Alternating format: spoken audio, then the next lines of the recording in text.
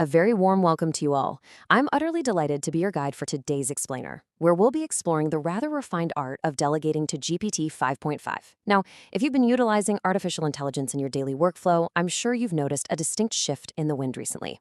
Well, today, we're going to dissect exactly what has changed and precisely how you can elevate your own practices to master this remarkable new paradigm. Here is our itinerary for today. First, the new intelligence paradigm. Second, why old prompts fail. Third, mastering outcome-focused prompting. Fourth, capability, cost, and reasoning. And finally, the human as supervisor. Let's dive right in. Section 1, the new intelligence paradigm. So, why exactly are your trusted prompts suddenly failing? It's a rather immense frustration that many seasoned professionals are currently experiencing. You know the feeling. You've spent months, perhaps even years, perfecting your instructions, only to find that your previously reliable methods are now producing sluggish, mechanical, or oddly constrained results with these newest models. Well, I assure you, you aren't imagining things. The machine has indeed changed, and our approach absolutely must change along with it. This brings us to a quote from Greg Brockman, the president of OpenAI, which really is the philosophical key to our mystery. He notes that AI is now officially ready to take over specific execution tasks and that workers will become supervisors. You see, we are transitioning away from the tedious need to micromanage a digital system. Instead, we have to learn how to supervise a highly capable digital employee. It's no longer just a matter of piling on theoretical intelligence. It's about true, end-to-end practical execution. Moving along to Section 2, why old prompts fail. Let's consider the heavy burden of the micromanager. There's an absolutely fascinating cautionary tale from a developer on the dev community. This developer desperately tried to handhold a voice AI system by scripting an 18,000-word conversational dialogue. Yes, 18,000 words. They wrote out every possible greeting and response, quite literally like a theatrical play. And the results? Well, the system repeatedly crashed right under the weight of its own rules. It was completely confused by overspecified quotation marks and redundant instructions. When you give a highly capable model this much sheer noise, you artificially narrow its search space and entirely cripple its intuition. But here is the truly remarkable resolution to that story. By discarding all of that conversational bloat and using simple trigger and action rules instead of endless dialogue, the developer reduced their prompt length by a staggering 83%. And the system, it stopped crashing entirely. It began processing calls in under 2 seconds instead of 6, delivering significantly faster and far more consistent performance. Less, in this civilized new era, is undeniably more. Section 3, master outcome-focused prompting. Think of it this way. One doesn't walk into a Michelin-starred kitchen and tell the master chef exactly how to chop the onions, do they? No, one simply orders the dish. We really must abandon the cluttered noise of legacy prompting, those endless step 1, step 2 lists, and the rather blunt, uncouth demands of always and never. Instead, we must embrace elegant clarity. State your goal, define your success criteria, and list your constraints. You're giving the model a destination and a clean operating contract, trusting it to navigate the path efficiently. So, let's examine this refined prompt framework. First, define the role and the user-visible goal. Second, establish exactly what must be true for the result to actually be deemed a success. Third, set your strict constraints, what the model absolutely cannot invent or bypass. And finally, implement stop rules. Tell the model when to stop searching, when to ask you for clarification, and when the task is officially considered complete. It really is a delightfully civilized way to work, isn't it? Within this refined framework, we also need to elevate our language, replacing absolute commands with what we call decision rules. You see, when you shout, "never ask questions" in a prompt, the model follows it blindly, even right over a cliff to failure.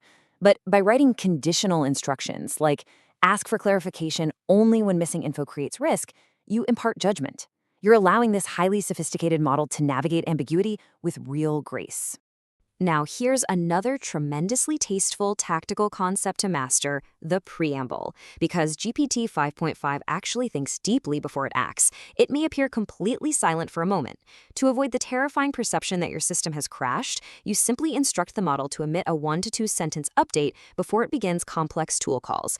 This polite little preamble keeps the human user comfortably informed, all while your digital employee diligently works away in the background. Which brings us to Section 4. Capability, cost, and reasoning. As sophisticated supervisors, we must, of course, be prudent managers of our resources. Consider the internal evaluations regarding the SWE benchmarks. GPT-5.5 tokens are effectively twice the price of the previous generation. Notice that GPT-5.5 on a medium reasoning setting achieves 54 passes out of 102. That's roughly comparable to the older GPT-5.4 on high reasoning, which achieved 53 passes. However, look at the cost. It jumps from $225 up to $312. That is a 39% cost increase for roughly the same quality on this specific benchmark. This perfectly proves that streamlining your prompts isn't merely a stylistic choice anymore. It is an absolute financial imperative. But please, don't let the cost deter you from the value. On the Terminal Bench 2.0 evaluation, we see a massive, undeniable leap in performance. GPT 5.5 Medium jumps to nearly 80% compared to the older model's 65%. So despite the cost, the new default provides an astonishing upgrade in agentic capability, interactivity, and steerability. It takes a concrete target and carries the task right through to a usable result, with far less hand-holding required from you. And finally, Section 5, the human as supervisor. Here I present to you the civilized supervisor's checklist for successfully migrating your workflows.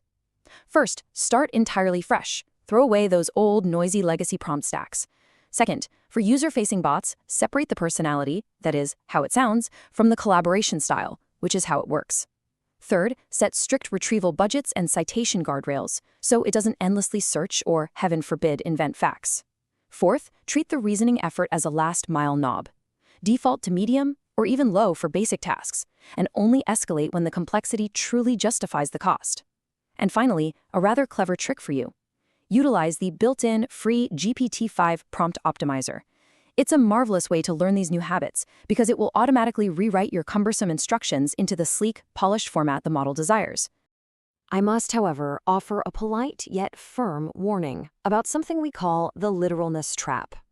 The main flaw of GPT 5.5 is that it is a completely literal subordinate. It will not reliably read between the lines. If you provide an underspecified instruction, it won't magically guess your unwritten product judgment. It requires a perfectly defined target, lest it flawlessly and cleanly execute the wrong task entirely. Absolute clarity is now your responsibility.